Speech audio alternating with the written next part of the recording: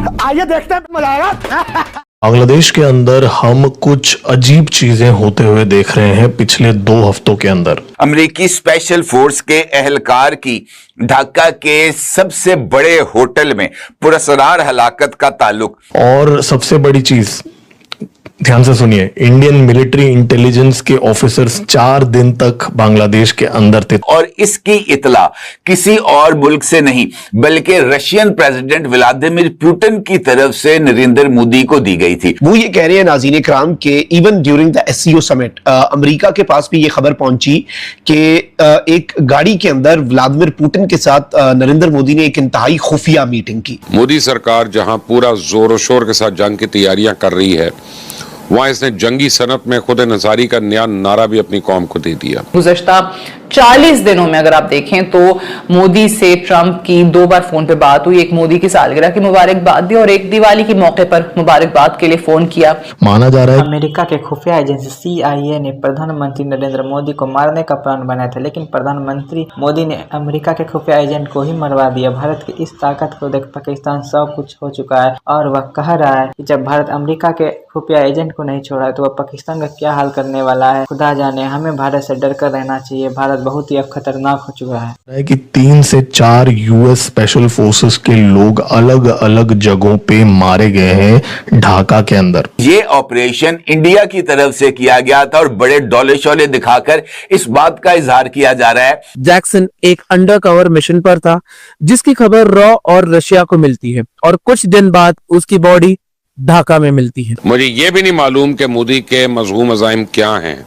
लेकिन मैं इतना जानता हूं कि मोदी ने बॉर्डर्स पे जितना टेम्परेचर बढ़ा दिया, इसे नॉर्मल करने में भी एक अरसा लगेगा। तो आने वाले दिनों में यकीनी तौर पे कोई कोशिश की जाएगी कि जी दरमियानी रास्ता हम कोई तलाश करें। डेफिनेटली उसको टपकाया गया है। अभी उसको किसने टपकाया गया है, क्या उसको MSS ने टपकाया गया है, क्या उसको रॉ ने कुछ किया। इंपॉर्टेंट एस्पेक्ट है नरेंद्र मोदी की जान को खतरा।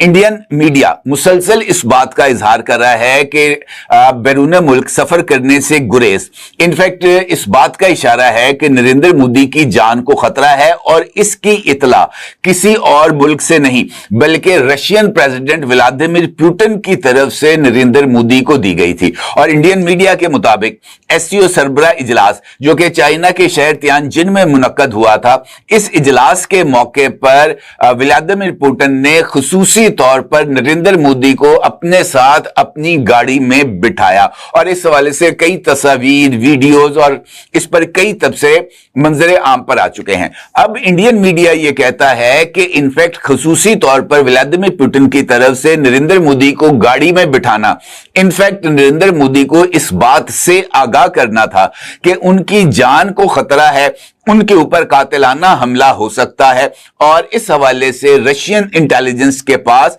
मुसद्दका इंफॉर्मेशंस मौजूद हैं और वो इंफॉर्मेशन नरेंद्र मोदी के साथ शेयर की गई। अब इस सिनेरियो के अंदर ये जो बांग्लादेश है वहां पर जो अमेरिकन स्पेशल फोर्सेस का कमांडर है जिसका नाम बताया जाता है टेरेंस एरवेल जैक्सन, इसकी पुरस्कार हलाकत के ताने बाने भी जाकर इसी मुबैना कत्ल की साजिश के साथ जुड़ते हुए नजर आ रहे हैं। और इंडियन सोशल मीडिया पर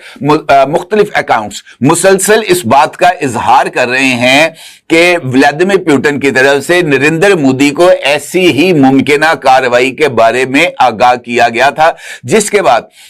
रॉ की तरफ से मुबैना तौर पर यह ऑपरेशन किया गया और इस ऑपरेशन के तहत इस अमेरिकी अफसर को जो कि अमेरिका की स्पेशल फोर्सेस कमांड जो कि एयरबोर्न कमांड है वहां पर बतौर कमांड इंस्पेक्टर जनरल खिदमत सर अंजाम दे रहा था, इसको ढाका के high end hotel the Westin Dhaka के कमरा नंबर 808 में इसको हलाक किया गया। और यह मामला इस वजह से भी पुरस्कार हो जाता है कि ढाका में मौजूद अमेरिकन एम्बेसी ने जैक्सन की जो कत्ल है या उसकी जो पुरस्कार हलाकत है इसके ऊपर एक पर्दा डालने की कोशिश की। बांग्लादेशी हुकाम को इस वारदात के बारे में इंफॉर्मेशन मिली और उन्होंने इस कत्ल की या इस हलाकत के वाकयात की तहकीकात करने के लिए लाश के पोस्टमार्टम का इरादा किया और उसको तहवील में ले लिया। लेकिन इसी दौरान अमेरिकन एम्बेसी के एहलकार जाय वकुआ पर पहुंचे, उन्होंने लाश को कब्जे में लिया। उसका जो सामान उस होटल के रूम नंबर 808 में मौजूद था उसको भी कब्जे में लिया गया और फौरी तौर पर लाश और जैक्सन के सामान को अमेरिका ट्रांसपोर्ट कर दिया गया, जिसके बाद इस सारी सूरत हाल पर बहुत ज्यादा सवालात उठते हुए नजर आ रहे हैं और इस मामले को जोड़ा जा रहा है अमेरिका की तरफ से या किसी और मुल्क की तरफ से मुबैना तौर पर जैक्सन को मोदी के खिलाफ इस्तेमाल करने की साजिश के साथ। और ये इस सारे अमल का एक बड़ा ही इंपॉर्टेंट एस्पेक्ट है और बताया यह जा रहा है इंडियन जो अकाउंट्स हैं खासतौर पर सोशल मीडिया वो मुसलसल इस बात का इजहार कर रहे हैं कि ये ऑपरेशन इंडिया की तरफ से किया गया था और बड़े डोले शोले दिखाकर इस बात का इजहार किया जा रहा है कि हमने अमेरिकी साजिश को नाकाम बना दिया। माना जा रहा है कि 3 से 4 यूएस स्पेशल फोर्सेस के लोग अलग अलग जगहों पे मारे गए हैं ढाका के अंदर। जी हां, ये पब्लिकली अवेलेबल इंफॉर्मेशन है और यूएस एम्बेसी ने बांग्लादेश के अंदर ये स्टेटमेंट दिया कि नहीं जी ये तो नेचुरल कॉज से मारा गया है। अब भाई उनको भी बोलते वक्त शर्म आ रहा होगा ये झूठ कि डेफिनेटली उसको टपकाया गया है। अभी उसको किसने टपकाया गया है, क्या उसको एमएसएस ने टपकाया गया है, क्या उसको रॉ ने कुछ किया है या रशिया की जो इंटेलिजेंस एजेंसीज हैं क्या उन्होंने कुछ किया है। बट एक बात तो क्लियर है कि यूएस जो है, डोनाल्ड ट्रंप जो है, बांग्लादेश के अंदर बहुत ज्यादा चैलेंजेस फेस कर रहा है इस समय अपना जो एस्टैब्लिशमेंट रखने के लिए, क्योंकि कॉक्स बाजार में जो यूएस ट्रूप्स देखे गए हैं उसके बाद में मुझे तो नहीं लगता कि रशिया और चाइना चुप बैठेंगे। तो जो ये यूएस गवर्नमेंट जो है सो कॉल्ड इलीगल इलेजिटिमेट बंदा जो है उसके और आर्मी के बीच में दरार तो है ही, हमेशा से डिफरेंस ऑफ ओपिनियन रही है, लेकिन ये एकदम क्लियर है कि यूएस बहुत सारे सेटबैक्स फेस कर रहा है पाकिस्तान के अंदर, सॉरी बांग्लादेश के अंदर। आजकल तो वो पाकिस्तान जैसे ही बनते जा रहे हैं तो मुंह से निकल गया। तो यूएस बहुत बड़े सेटबैक्स फेस कर रहा है बांग्लादेश के अंदर और भारत के जो मिलिट्री इंटेलिजेंस ऑफिसर्स जो हैं बांग्लादेश में क्या करने गए थे